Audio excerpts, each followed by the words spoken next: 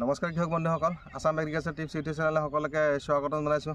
কৃষক বন্ধুসকল, বহুদিনৰ মূৰত মই আজি এটা নতুন ভিডিঅ' লৈ আহিলোঁ। মই আগতে আপোনালোকক কথা দিছিলোঁ যে মই এইবাৰ কালাৰিং যোনটো ফুলকবি, হালধীয়া আৰু পিংক কালাৰ, বেঙেনা কালাৰ, এই দুই ধৰণৰ ফুলকবিৰ নতুনকৈ খেতি কৰিছোঁ। মই একচুৱেলি চালোঁ যে এনেধৰণৰ কালাৰিং ফুলকবিৰ খেতি আমাৰ ইফালে হয়নে নহয়, সেইখিনি ট্ৰাই কৰাৰ কাৰণে মই কৰিলোঁ। কিন্তু মই ভবামতে বা মই যিমানখিনি জানো সেইমতে মই কৰিছোঁ। আৰু বৰ্তমান মোৰ এই হালধীয়া ফুলকবি আৰু পিংক কালাৰ ফুলকবি যোনটো, এইটো পিংক একচুৱেলি নহয়, এইটো পাৰ্পল কালাৰ, হালধীয়া আৰু পাৰ্পল। এটাৰ জাত হৈছে ভেলেণ্টিনা চিনজেণ্টা কোম্পানীৰ, আৰু এটা হৈছে কৰেণ্টিনা। কৃষক বন্ধুসকল, আপোনালোকে যদি মোৰ চেনেলত নতুনকৈ ভিডিঅ' চাই আছে, গতিকে ভিডিঅ'টো লাইক নিশ্চয় কৰিব। আৰু মোৰ চেনেলটো যদি আপোনালোকে নতুন, আপোনালোকে মোৰ চেনেলটো নিশ্চয় ছাবস্ক্ৰাইব কৰিব। এতিয়া কৃষক বন্ধুসকল, সাধাৰণ যিবিলাক ফুলকবি, বগা ফুলকবি, সেইবিলাক বজাৰত সচৰাচৰ দেখিবলৈ পোৱা যায়। কিন্তু কিছুমান যদি আপোনালোকে বজাৰত নতুন বস্তু ওলায়, সেইবিলাক বস্তুৰ ডিমাণ্ড বেছি হয়, হয়তো যিহেতু নতুন বস্তু। গতিকে সেইমতে মই কৰিছোঁ আৰু মই কেইদিনমান বজাৰত লৈ বিকিলোঁ। গতিকে মই এতিয়া আমাৰ যোনটো বগা ফুলকবি সেইটোৰ দাম 30 টকা, 30 টকাৰ পৰা 40 টকা। কিন্তু মই যোনটো কালাৰিং ফুলকবি খেতি কৰিছোঁ সেইটো বজাৰত দাম 50-ৰ পৰা 60 টকা। গতিকে মই বেছিভাগ 60 টকা কেজি মই বিকি আছোঁ। কৃষক বন্ধুসকল, আপোনালোকেও এনেধৰণৰ খেতি কৰিব পাৰে। এতিয়া চাওক, সাধাৰণতে বগা ফুলকবি খাই মানুহে হয়তো আমনি পায়, কিন্তু যেতিয়া এটা নতুন বস্তু বজাৰত মানুহে দেখা পায়, সেইটোৰ প্ৰতি এটা চাহিদা থাকে। গতিকে আপোনালোকে সেইটো সুযোগ ল'ব পাৰে। আৰু যিহেতু এইটো কবি সাধাৰণতে দাম বেছি হয়, যিহেতু বীজৰ দামো অলপ বেছি। প্ৰতিটো বীজ আপোনাৰ 2 টকাকৈ পৰে। এটা পেকেটত 200 গুটি থাকে, বীজ থাকে। আৰু এই পেকেটটোৰ দাম আপোনালোকৰ পৰা 400 টকা ল'ব। আৰু সাধাৰণতে দোকানত পোৱা তেনেকৈ নাযায়। গতিকে আপোনালোকে যদি অহাবাৰ এই কালাৰিং ফুলকবিৰ খেতি কৰিব বিচাৰে, আপোনালোকে অনলাইনত বীজ ক্ৰয় কৰি আপোনালোকে খেতি কৰিব পাৰে।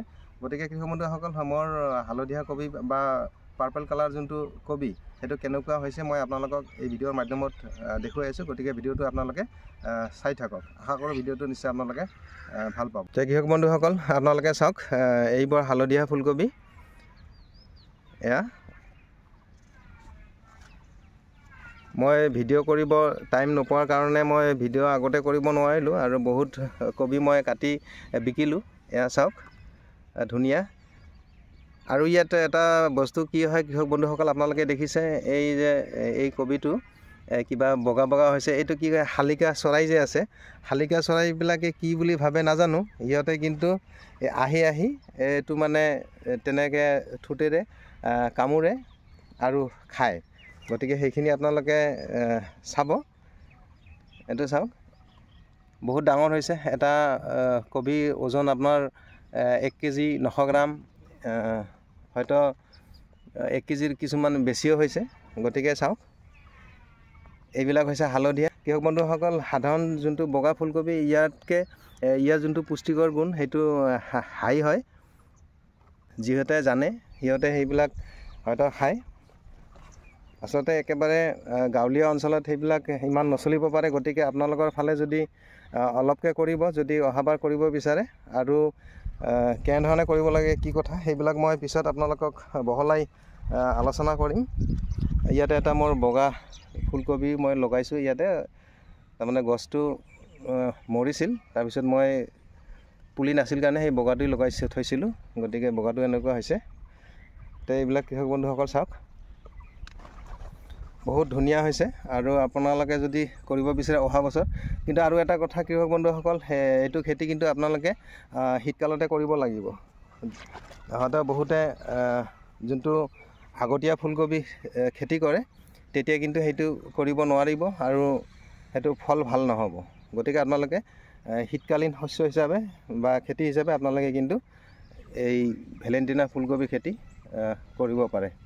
ভেলেণ্টিনা আৰু কৰেণ্টিনা দেখাত বহুত ধুনীয়া লাগে, আৰু বহুতে পচন্দ কৰে। আৰু কিছুমান মানুহ খোৱাত টেষ্ট কেনেকুৱা হয় নহয়, ঘৰত দেখুৱাৰ কাৰণে হ'লেও 2-1 কেজি লৈ যায় আৰু খাই চায়। আৰু মই ক'লোৱে ইয়াৰ পুষ্টিকৰ যোনটো গুণ ভিটামিন সেইবিলাক যথেষ্ট পৰিমাণে পোৱা যায়। বগা কবি বা ব্ৰকলিতকৈ ইয়াৰ পুষ্টিকৰ গুণটো বেছি। গতিকে আপোনালোকে যদি ভাবে অহা বছৰ এনেধৰণৰ খেতি আপোনালোকে কৰিব পাৰে। এয়া দেখিছে বহুত ধুনীয়া দেখি।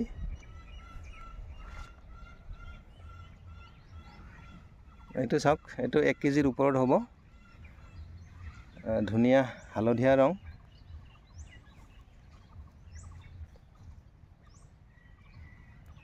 কৃষক বন্ধুসকল, মই আপোনালোকে এতিয়া যোনটো কৰেণ্টিনা এইটো দেখুৱাই আছোঁ। কৃষক বন্ধুসকল, এয়া চাওক, এইটো হৈছে এই চিনজেণ্টা কোম্পানীৰে। অৱশ্যে অলপ সৰু সৰু আছে, আধা কেজি চাইজৰ হৈছে, কিছুমান আধা কেজি বেছি হ'ল। এইটো চাওক, কৰেণ্টিনা পাৰ্পল কালাৰ, এইটো বহুত ধুনীয়া। মই বেছি কৰা নাই, মই সেইটো পৰীক্ষামূলকভাৱে কেনেকুৱা হ'ব নহ'ব ভাবি অলপমান কৰিছোঁ, এইখিনি কৰিছোঁ। এয়া চাওক কি ধুনীয়া দেখি। গতিকে কৃষক বন্ধুসকল, আপোনালোকে যদি এনেধৰণৰ কালাৰিং ফুলকবিৰ খেতি কৰিব বিচাৰে আপোনালোকে নিশ্চয় কৰিব পাৰিব। আৰু সাধাৰণ কবিতকৈ অলপ বজাৰত ইয়াৰ চাহিদা আছে, হয়তো দামটো আপোনালোকে বেছি পাব কৃষক বন্ধুসকল।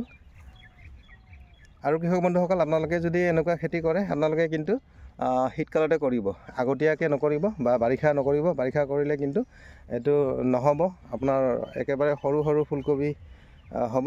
গতিকে আপোনালোকে শীতকালীন খেতি হিচাপে আপোনালোকে সেইটো কৰিব পাৰে। এয়া চাওক ধুনীয়া। মই ব্ৰকলি খেতিও কৰিছোঁ। ইয়াৰ মাজতে এটা ব্ৰকলিৰ গছ আছে, এইটো দেখিছে ব্ৰকলি।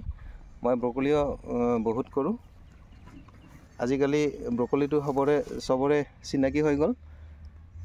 এয়া চাওক, এইটো প্ৰায় 1 কেজিৰ ওচৰ গৈছে। গতিকে কৃষক বন্ধুসকল, আপোনালোকে যদি অহা বছৰ এনেকুৱা কালাৰিং ফুলকবি খেতি কৰিব বিচাৰে আপোনালোকে কৰক। যদি কিবা দিহা পৰামৰ্শ লাগে বা আপোনালোকে বীজ কেনেকৈ পাব মোক কমেণ্টত জনাব, বা মোৰ ভিডিঅ'ৰ ডেছক্ৰিপশ্যনত মোৰ ফোন নম্বৰ দি দিম। হয়তো আপোনালোকে কমেণ্ট কৰি মোৰ পৰা ফোন নম্বৰ বিচাৰিব, মই ফোন নম্বৰ দি দিম। আপোনালোকে মোৰ লগত কথা পাতি বীজ ক'ত কেনেকৈ পাব সেইখিনি মই ব্যৱস্থা কৰাই দিম। কৃষক বন্ধুসকল, আজিৰ ভিডিঅ'টো ইমানেই আছিলে। গতিকে সেই নতুন এটা যিহেতু মই খেতি কৰিছোঁ, গতিকে ভাবিলোঁ এইটো ইউটিউবত মই আপলোড কৰি দিওঁ। তাৰ উদ্দেশ্যে মই আজিৰ এই সৰু ভিডিঅ'টো কৰিলোঁ। কৃষক বন্ধুসকল, ভিডিঅ'টো যদি আপোনালোকক ভাল লাগিছে আপোনালোকে লাইক এটা নিশ্চয় কৰিব। আৰু মোৰ চেনেলটো যদি আপোনালোকে নতুন, আপোনালোকে মোৰ চেনেলটো ছাবস্ক্ৰাইব কৰি ৰাখিব পৰৱৰ্তী ভিডিঅ'বোৰ চাবৰ কাৰণে। কৃষক বন্ধুসকল, মই ৰঙালাওৰ খেতি কৰিছোঁ। অহা 2 দিনৰ ভিতৰত মই মোৰ ৰঙালাও গছত কেনেকৈ ৰঙালাও লাগিছে বা কেনেকুৱা হৈছে গছবিলাক মই আপোনালোকক ভিডিঅ'ৰ মাধ্যমেৰে দেখুৱাম। গতিকে চেনেলটো ছাবস্ক্ৰাইব কৰি ৰাখিব। কৃষক বন্ধুসকল, ভিডিঅ'টো আজিলৈ ইমানেই। ধন্যবাদ।